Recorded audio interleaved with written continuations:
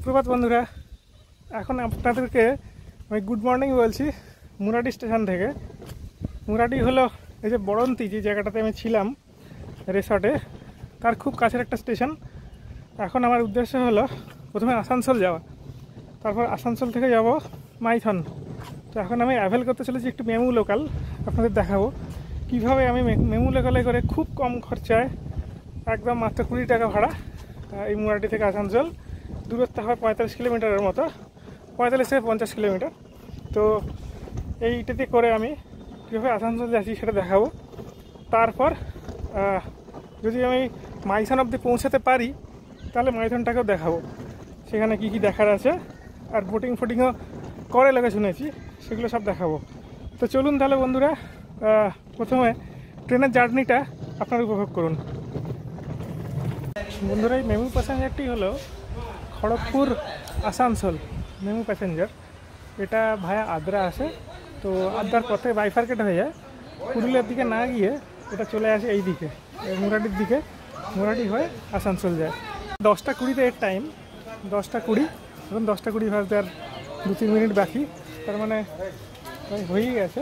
2 নম্বর প্ল্যাটফর্মে সাধারণত এই প্যাসেঞ্জার ট্রেনটি আছে। মুরাডির 2টো প্ল্যাটফর্ম অ্যাকচুয়ালি, 1 নম্বর আর 2 নম্বর। 2 নম্বর থেকে আমি ধরবো। মুরাডি হলো পুরুলিয়াতে, পুরুলিয়া জেলা, আর আমি যাব পশ্চিম বর্ধমান। এখন ট্রেনটি আসছে বন্ধুরা 2 নম্বর প্ল্যাটফর্মে, এই মেমুটা যাবে।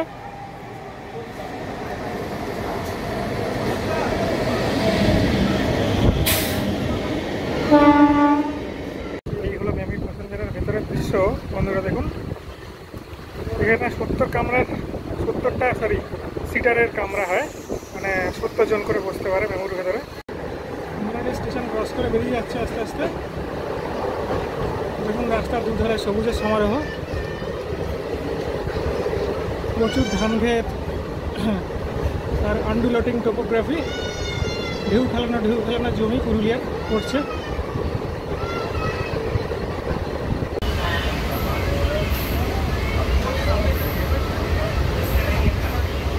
কথা প্রসঙ্গে জানিয়ে রাখি, এই মেমু ট্রেনগুলো অত্যন্ত সস্তা, কনভিনিয়েন্ট ওয়ে ট্রাভেল করার জন্য। অনেক দূর দূর অব্দি ট্রাভেল করে আমি দেখেছি মেমু অনেক সময়, এবং ভাড়া খুব কম হয়। যেমন এক্ষেত্রে ভাড়া হলো মাত্র 20 টাকা। আমি দেখেছি মেমু মোটামুটি 350 থেকে 400 কিলোমিটারও কিছু কিছু মেমু আছে যেগুলো চলে।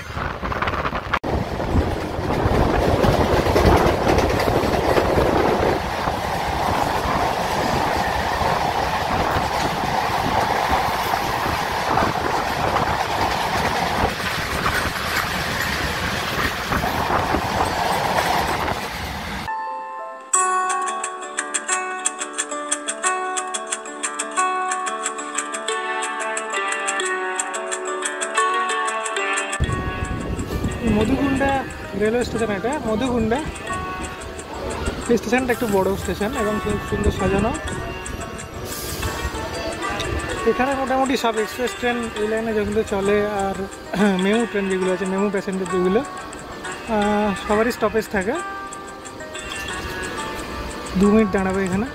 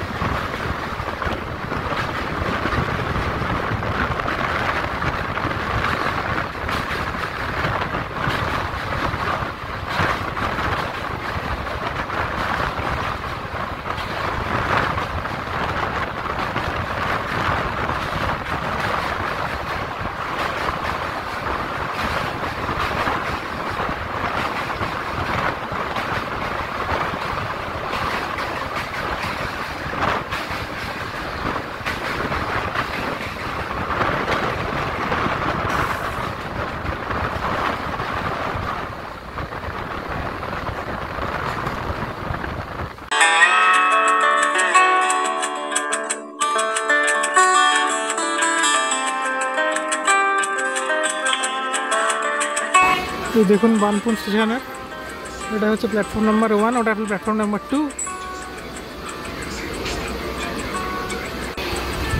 বার্নপুরে অনেকক্ষণ স্টপেজ দিচ্ছে বন্ধুরা ট্রেনটি, কারণ বার্নপুর একটা ইম্পর্ট্যান্ট সাবার্ব এরিয়া আসানসোলের, তো সেই জন্য এখানে প্রচুর লোক ওঠানামা করলে অনেক লোক নেমে গেল, আর বেশ কিছু লোক উঠছেও আর কি।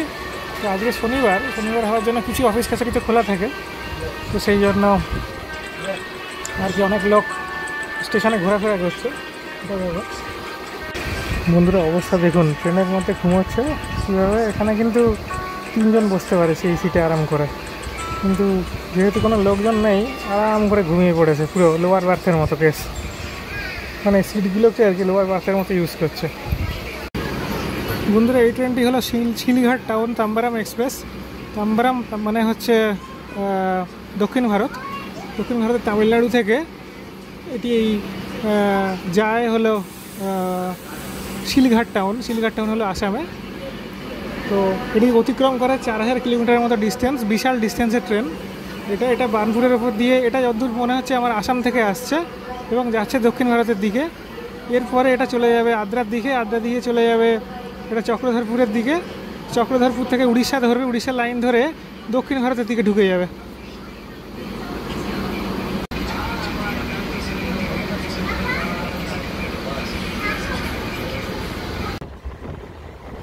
লাইনের ভিতরে দেখা যাচ্ছে ঘিঞ্জি জনবহুল এরিয়া, আসানসোল শহরের দিকে আমরা অ্যাপ্রোচ করছি।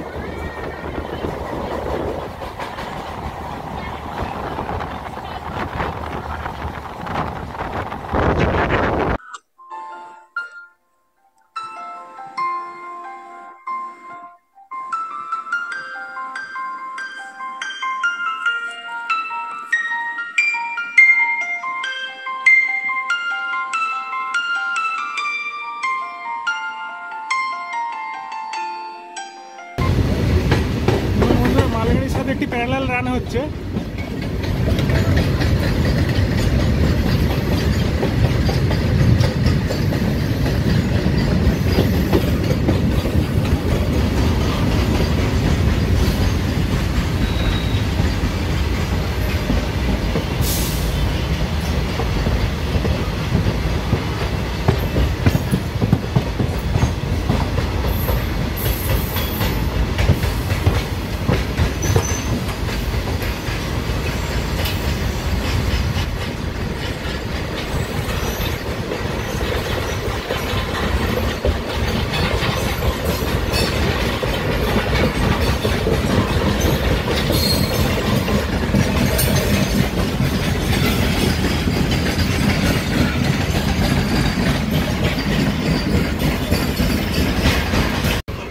তো সংক্ষেপে আপনাদের বলে রাখি, এই যে ট্রেনটা, এই মেমু প্যাসেঞ্জারটা যেটা খড়গপুর থেকে যাত্রা করে, এটা বেসিক্যালি আদ্রা দিয়ে আসে।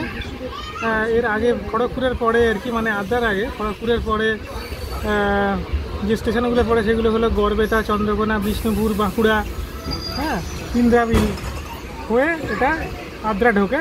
তারপর আদ্রা থেকে এটা পুরুলিয়ার দিকে না গিয়ে জয়চণ্ডী পাহাড় হয়ে এটা ওই মুরাডি হয়ে বার্নপুর হয়ে আসানসোল আসে, ঠিক আছে। এটা হচ্ছে এর রুটটা।